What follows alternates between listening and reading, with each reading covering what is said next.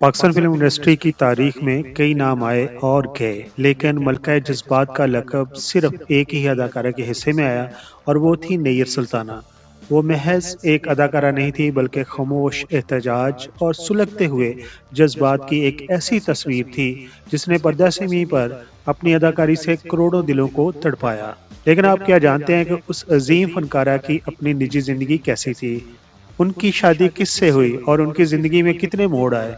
आज की इस वीडियो में हम नैयर सुल्ताना की जिंदगी के तमाम पहलुओं से पर्दा उठाएंगे, जिनसे शायद आप वाकिफ ना हो। तो बिना वक्त गवाए बढ़ते हैं वीडियो की जानब।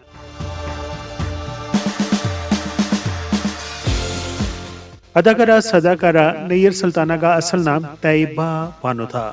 वो 1935 में अलीगढ़ में पैदा हुई। क्या पाकिस्तान के बाद उनका खानदान हिजरत करके कराची आ गया। फिल्मी दुनिया में उनकी आमद एक इत्तेफाक था, लेकिन उनकी संजीदा शख्सियत और गहरी आंखों ने डायरेक्टर्स को जल्द ही अपनी तरफ मुतवज्जा कर लिया।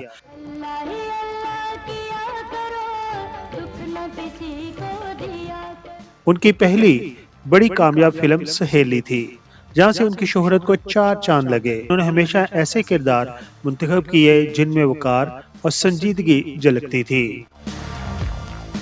नैयर सुल्ताना की जिंदगी का सबसे अहम मोड़ वो था जब उनकी मुलाकात उस दौर के सबसे हैंडसम और मशहूर चॉकलेटी हीरो दर्पण से हुई।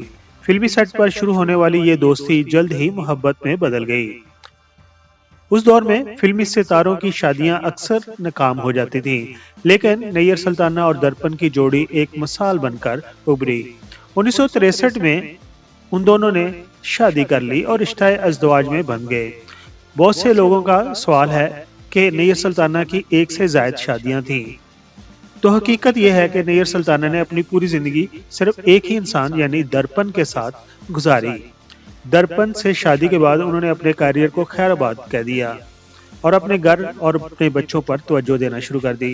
ये उनकी कुर्बानी थी जिसने उस रिश्ते को लाफानी बना दिया। 1980 में उनके शोहर दर्पण की वफात ने नैयर सुल्ताना को तोड़ कर रख दिया। वो जो पहले ही मलका जज्बात कहलाती थी, अब हकीकी जिंदगी में भी तन्हाई का शिकार हो गईं। उन्होंने अपनी जिंदगी के आखिरी साल बहुत ही खामोशी से गुजारे।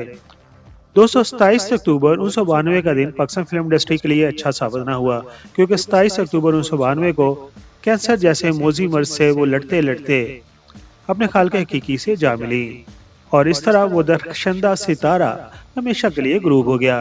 लेकिन उनकी फिल्में, उनकी लाजवाब मोहब्बत आज भी लोगों के दिलों में जिंदा है। नैयर सुल्ताना की जिंदगी हमें क्या सिखाती है? नैयर सुल्ताना की जिंदगी हमें सिखाती है कि शोहरत की बुलंदियों पर रहकर भी एक औरत कैसे अपने घर और मोहब्बत को तरजीह दे सकती है। पीके मेगा वीडियोस के सब्सक्राइबर को नैयर सुल्ताना की कौन सी फिल्म या उन पर फिल्माया हुआ कौन सा गाना बहुत ज्यादा पसंद था? कमेंट्स बॉक्स में हमें जरूर बताइएगा।